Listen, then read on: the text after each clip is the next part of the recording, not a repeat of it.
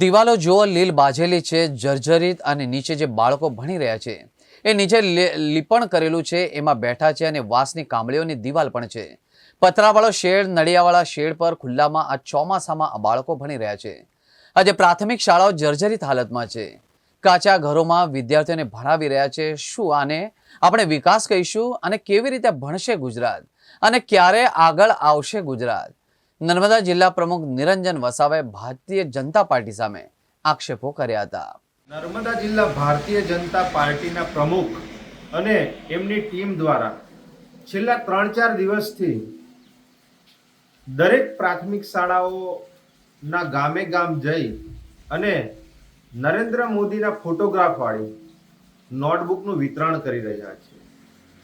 ત્યાં ગાડી ઘણા બધા સોશિયલ મીડિયા પર ભારતીય જનતા પાર્ટીના નેતાઓએ જે ફોટોગ્રાફ મૂક્યા છે એમાં ઘણી બધી શાળાઓની જે દિવાલો છે એની પર લીલ બાજી ગઈ છે.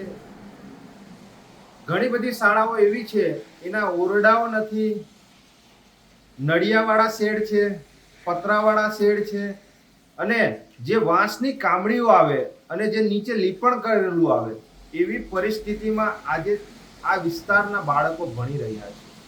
છેલ્લા 30 વર્ષથી ભારતીય જનતા પાર્ટીની સરકાર છે. સરકાર કહે છે ભણશે ગુજરાત, આગળ વધશે ગુજરાત. તો આ સરકારને અમારે પૂછવું છે કે ક્યાં અને કેવી રીતે ભણશે ગુજરાત અને કેવી રીતે આગળ વધશે ગુજરાત. આજે આ જે નોટબુક વિતરણનો જે કાર્યક્રમ ચાલી રહ્યો છે એમાં તમે જોઈ લો, સ્પષ્ટપણે દેખાઈ રહ્યું છે કે આજે ત્યાં ગાડી બાળકોને બેસવા માટે ઓરડાઓ નથી. બાળકો આજે આ ભર વરસાદમાં પણ આજે કામળીઓના જે ઘરો છે એના નીચે એ લોકો ભણી રહ્યા છે.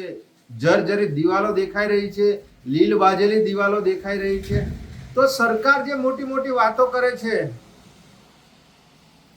તો શું ખરેખર આ અમારા વિસ્તારનો આ 30 વર્ષનો વિકાસ છે કે પછી વિનાશ છે? આની પર પ્રશ્નાર્થ ચિહ્ન છે.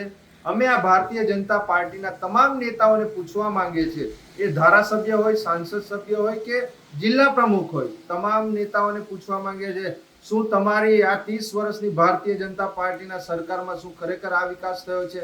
આજે ઘણી બધી શાળાઓ એવી છે જ્યાં એક જ શિક્ષકથી આપણે શાળા ચાલે છે, અને આજે તમે આ શાળાઓની પરિસ્થિતિ તો જુઓ. અને નીકળ્યા છો તમે નોટબુકો વિતરણ કરવા નરેન્દ્ર મોદીના ફોટાવાળી સિમ્બોલ લઈને. આ તમે ફક્ત પ્રજાને અને જે ટ્રાઇબલ વિસ્તાર છે એને ભરમારવાનો પ્રયત્ન ના કરો. હવે લોકો જાગી ગયા છે અને આજે તમે જે નોટબુક આપી રહ્યા છો, આજે તમારી લોકચાહના દિવસે ને દિવસે ટ્રાઇબલ વિસ્તારમાં ઘટતી જઈ રહી છે. એના લીધે તમે નોટબુક આપો છો, પણ એની પાછળની દિવાલો તો જુઓ, એની પાછળ જે નળિયા છે તે તો જુઓ. આ વાંસવાળી કામળીઓથી એમના નીચે જે બાળકો ભણે છે, તમને શરમ આવી જોઈએ ભારતીય જનતા પાર્ટીના નેતાઓ. તમે 30 વર્ષથી અહીંયા ગાડી નર્મદા જિલ્લામાં અને સમગ્ર ગુજરાતમાં તમે શાસન કરો છો. તમારે ખરેખર એક ઢાંકણીમાં પાણી લઈને ડૂબી જવું જોઈએ જો ખરેખર આને તમે વિકાસ કહેતા હોય તો. આજે પ્રાથમિક શાળાઓમાં શિક્ષકો નથી, તેની ભરતી કરાવો. આજે શાળાઓ વ્યવસ્થિત નથી, એ શાળાઓ વ્યવસ્થિત કરાવો. આજે ઓરડા વગર આજે આ ભર ચોમાસામાં બાળકો ક્યાં ભણે? અને તમે ફોટા પાડવા માટે, પોતાની વાહવાહી મેળવવા માટે તમે નીકળી પડ્યા છો. શું ખરેખર આ વિકાસ છે?